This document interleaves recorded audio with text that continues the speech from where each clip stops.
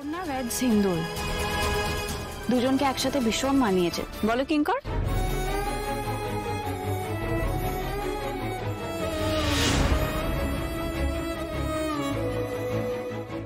মীরার উত্তেজনার তো শেষ নেই। দারুণ খুশি অপর্ণার বিয়ের কার্ডটা দেখে, কিন্তু এইভাবে সবটা আমার বাইরে চলে যেতে পারে না। অপর্ণা, চলো, তোমার সাথে কথা আছে।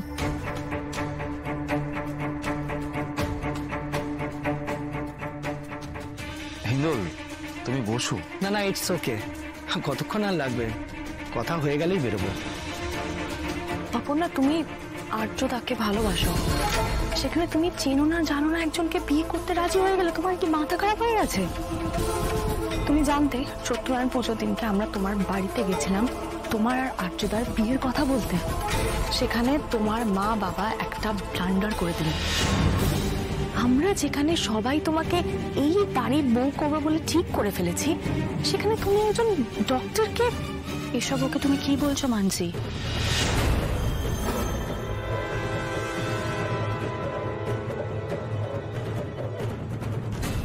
মানসি, ওর সবকিছু এখন ফিক্সড হয়ে গেছে, ফাইনাল হয়ে গেছে। আর অপর্ণা এখন আবার নতুন ভাবে শুরু করতে চাইছে, কেন কনফিউজ করছো তুমি ওকে? মীরা, আমি তো তোমাকে সেটার কৈফিয়ত দেব না। আর এখানে আমি অপর্ণার সাথে কথা বলছি, আর তুমি কেন মাঝখানে ঢুকছো? কারণ তুমি যেটা বলছো, যেটা করছো সেটা ভুল মানসি। কোনটা ভুল কোনটা ঠিক সেটা ডিসাইড করা তুমি কে? তোমাকে আমি আগেও বলেছি তুমি আমাদের কোম্পানির শুধুমাত্র একজন এমপ্লয়ি। এই কথাটা তুমি কেন ভুলে যাও? আমি বুঝেই কথা বলছি, তুমি হয়তো ভুলে গেছো মানসি, আজকে অপর্ণা এখানে একা আসেনি, ওর উড বি হাজবেন্ডও এসছে।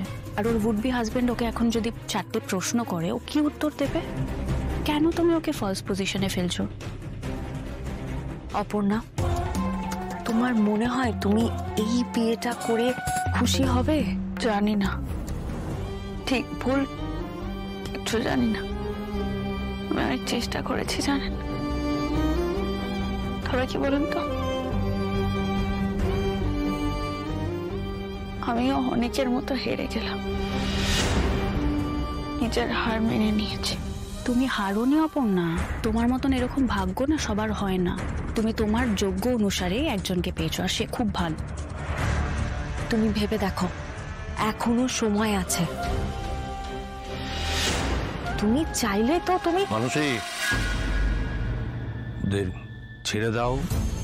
বিয়ের একটা ব্যস্ততা থাকে, ওদের আটকেও না, ওদের ছেড়ে দাও। তোমার আরো অভিমান হোক, আরো রাগ হোক,